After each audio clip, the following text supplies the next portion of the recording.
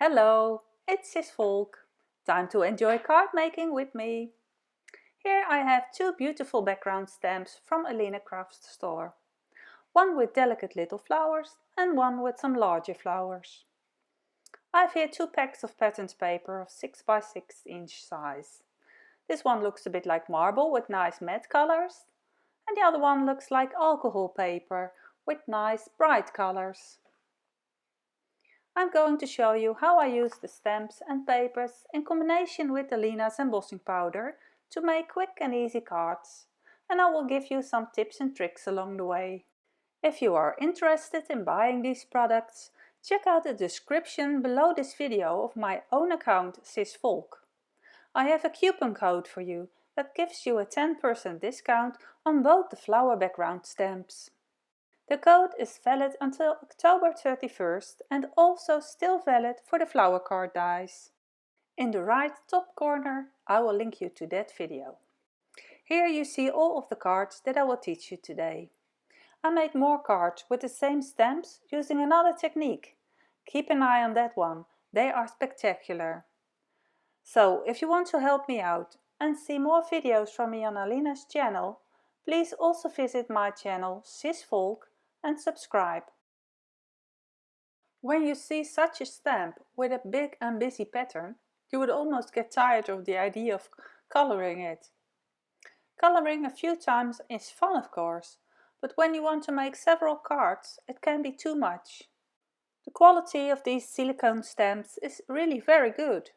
Lately Alina has been producing stamps that stamp even better and stick even better on the lid of the stamping tool. Here I stamp with Versamark ink and stamp for a second time to make sure I haven't missed a spot. Alina also sells a similar ink. I will link that product in the description below too. I use two anti-static pieces of paper to catch the excess embossing powder and put it back in the jar. I emboss with white embossing powder from AlinaCraft. With the technique I show you, it's different with every kind of paper and also beautiful for different occasions. Before I stamp, I made the paper anti-static with an embossing pouch. I made mine myself from a pantyhose with some talcum powder. This works just as well. I have used my white embossing powder many times, so my jar is almost empty. It's true that the powder runs out quicker with such a large pattern, but I must say that it lasts a long time. You may have noticed that I left the stamp on the lid between the two prints, and that I did not fix the paper with magnets but with just a piece of washi tape, because otherwise I would stamp on the magnet and the stamp would possibly lift the paper with magnet and all. The two panels for the first two cards are finished. As you will see later in the video, there is a small difference between the older and the newer cards, because while reproducing the cards, I forgot to take the borders into account when placing the stamp. With the cards I made earlier, I first cut the panel to size and taped all edges before stamping. I will show you how to do this later in the video. If you forgot to tape the panel, that's not a problem. If that happens to you too, I have a creative solution here. I will first make two texts quickly. It really matters which ink and which paper you work with. Smooth paper works best. Archival ink produces beautiful sharp prints.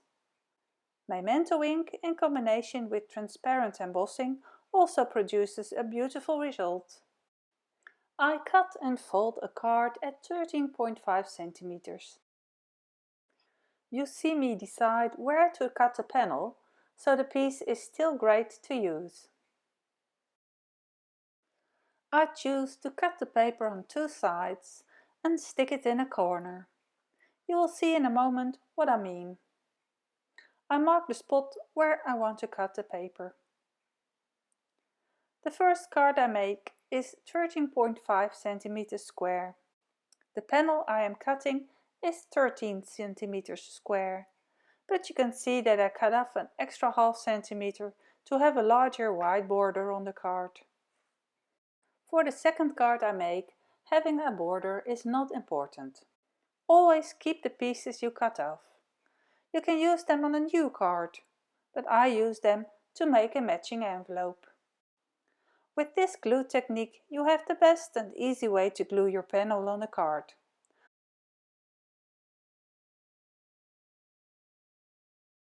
Fold the backing corners, align the panel on the card, press on the corners when the panel is in the right position and pull off the backing paper.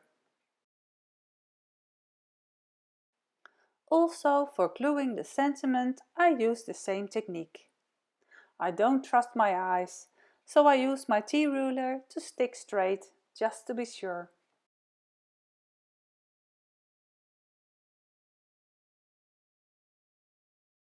The card is beautiful as it is, but I like the idea of adding an extra sparkle. Here I have a bag of shiny gems from Alina's shop. I glue them on with some glossy accents. You can also glue them on with normal glue, but with normal glue you might see some spots when the glue comes out, and that's why I use the glossy accents. I stick a few on, and now my card is ready. For the envelope, I used one of the strips that I had cut from the panel. I also stick this on with double-sided tape with the same technique. The other envelope I stamped with the same stamp and pink ink. I used washi tape to mask the border.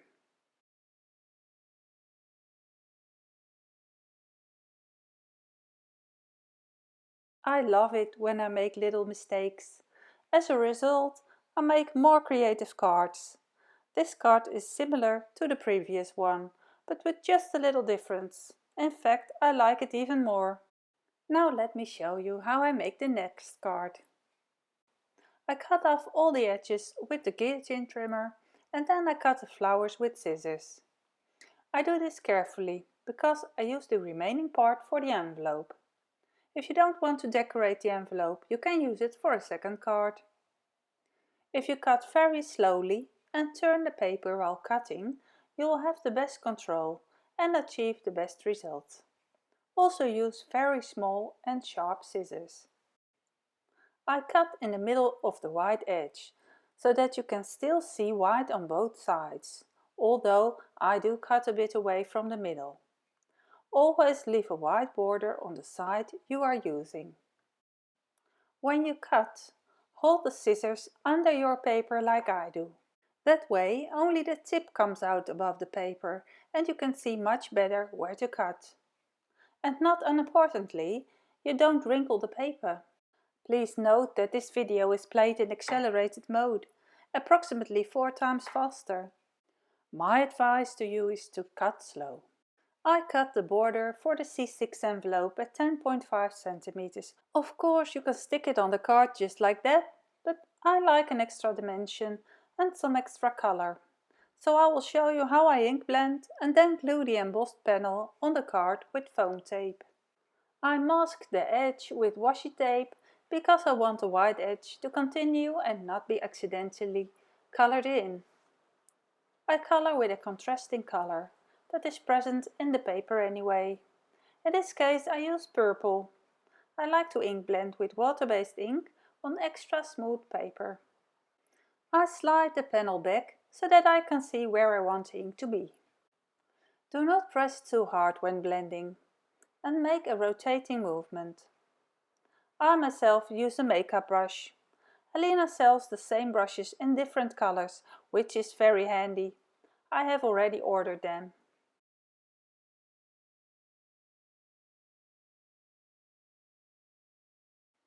I use these foam blocks to glue the panel on. With a little raising, it gives your card just that little bit more of a luxurious look. The piece of washi tape that I stuck on was too short. I ink blended on a part I didn't want ink. I used a water brush to wash away the bit of ink that I blended too much. It's handy that it's water-based ink. Be careful though, because it is just paper that doesn't really hold up to water. I show different ways to use the leftover piece on the envelope. You can use it vertically or horizontally. You can place it on the back, on the front, wherever you like. I prefer to glue the part with double-sided tape from AlinaCraft, especially on envelope paper. That's very thin paper and bumps up quickly with glue. The tape is also very strong, and you can be sure that the decoration will still be on when the recipient receives the mail. See that I leave on a piece of backing foil. With this I make sure that I can align where I stick it, without it being immediately stuck. When it's in the right place, I press it down and pull off the remaining backing. The tape is available in different thicknesses. I use 3mm tape, which is the smallest tape available. I will quickly stamp some texts. The quality is good with this archival ink, also from Alina's shop. I emboss with transparent embossing powder to make it shiny. I put a text strip on the card and mark where I want to cut. I prefer to use my guillotine trimmer so that I can be sure that I'm not going wrong. I stick the text strip on with double-sided tape and stick a double layer on the part that is not raised. I stick that part on first and only pull the backing off the other part once I have the strip straight aligned on the card. And here is the result. Now over to another card. For this card I'm using the marble pattern 6x6 paper pad and this detailed background stamp. First I cut a square of 12.5 centimeters. I tape the edges of this piece of paper to create a natural border. So this is what I had skipped on the first two cards. I used the lines on my work mat to stick the washi tape straight on. Now I spread talcum powder on the paper. This time I stamp with black memento ink. This ink makes sharp, thin prints and is beautiful when embossed transparently. I use AlinaCraft's transparent embossing powder. Leave the washi tape on for a while. If you were to remove it before putting the embossing powder on, you would also be embossing the edges. The embossing powder would stick to the glue residue of the washi tape, and that's not what you want. I also stamped this strip to use for the envelope. I put a piece of scrap paper under it to protect my stamping tool. Now look how beautifully detailed this print is and how cool it looks when I heat emboss it. Washi tape or other masking tape can sometimes damage your paper and that would be a waste of your work. But did you know that the tape comes off much easier when you heat emboss it first? I align the stamp where I had stamped it with the card I am going to use underneath. This requires a bit of shifting and looking through the stamp before it lies properly. Just make sure the stamp is clean before you do this. I stick the card I'm about to stamp on with tape. Magnets don't fit because the stamp is bigger than the card and otherwise I could be stamping on the magnets. I only ink the pattern in the middle, since that's the only part that will be visible later. I stamp with AlinaCraft's black archival ink, which does very well on smooth cardstock. I only want to use the hydrangea, which is the flower made up of all the little flowers in the middle. And I press very hard, but that's because I have a foam underlay in my tool. Now I will cut out only the hydrangea. For this I use a sharp and pointed pair of scissors. I poke a hole in the middle and cut to the edge I want to cut out. If you find it difficult to determine where to cut, you can also outline it in advance with a colored pen, of course.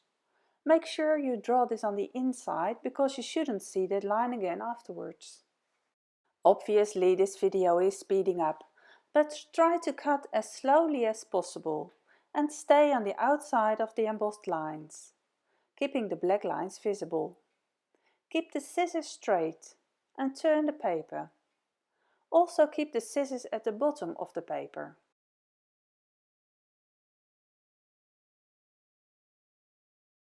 When I put this panel on the card, you see what an awesome effect this gives. I think it's beautiful. You can do it with any color. You can also color it in, or ink blend it for a different effect. I'm going to make a shaker card out of it. For the shaker card in the example I showed in the beginning of the video, I used a thin acetate foil, thin plastic. And the advantage of this is that the card is lighter in the mail. Here I am going to use a thicker acetate foil, which I am cutting to size for the hole in the panel. I stick it on with double-sided tin tape. Then I put double-sided foam over it. I cover the whole panel.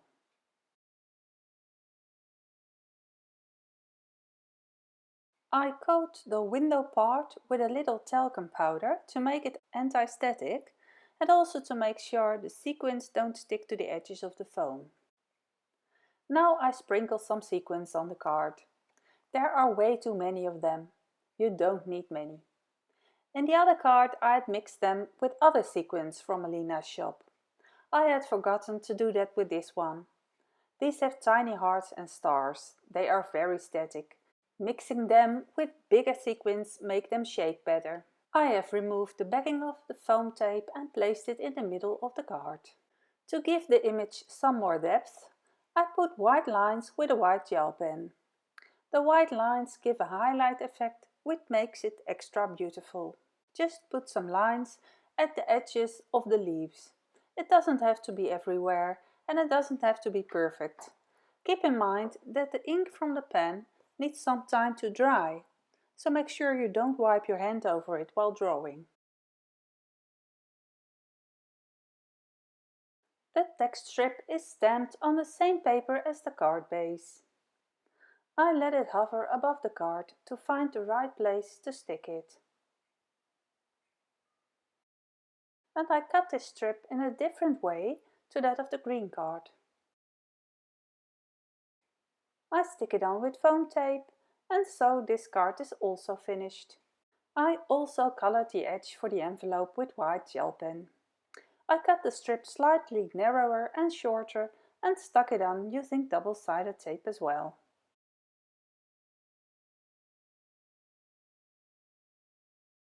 For making such shaker cards, I recommend you to mix both sequins for a shaker card. Then it shakes better. A card with a bit stronger acetate foil is nicer, but a bit heavier in the mail. On my Instagram account Cisvolk, I show all the cards I have designed for AlinaCrafts. You will see that I've made more cards with Alina's products. I hope to inspire you. For the card you see here, I embossed a piece of black paper with white embossing powder.